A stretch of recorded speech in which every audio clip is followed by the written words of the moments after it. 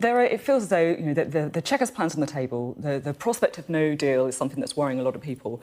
There is potentially a third way, though, isn't there? A people's vote, a second referendum. Is Labour taking that off the table, or is it something that you can countenance in certain situations? It's not our policy to have a people's vote. We've not called for it. It wasn't in our manifesto.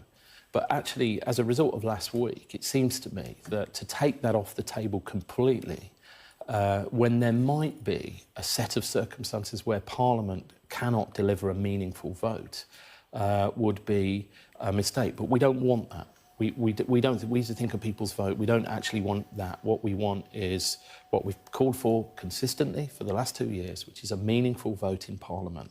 MPs to discuss the plan and the ability to suggest changes to that plan so that we can have comfort that there is a majority in our democratically elected House of Commons. Would you prefer to see a people's vote over a no-deal scenario?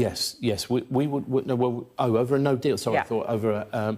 Well, we need to see what the we need to see the deal, right? And really, what we've said on this is how could you possibly close down your options when you've not actually even seen the deal completed in Europe? I mean, this is a plan that so far has had 9 days in existence. David Davis is making a speech in the House of Commons tomorrow. I'm told Boris Johnson is writing things next week. Theresa May's own plan might not last the fortnight. So I think for us to sort of try and close things down before we see how that plays out would be a mistake. Some people could see that as a betrayal. People who voted Brexit in the referendum, they'll see that this is politicians just trying to stop it. Well, thank you for giving me the opportunity to reassure people that that's not what we want. We are leaving the EU. Labour MPs voted to trigger Article 50. This is all about the deal we get when we leave the EU.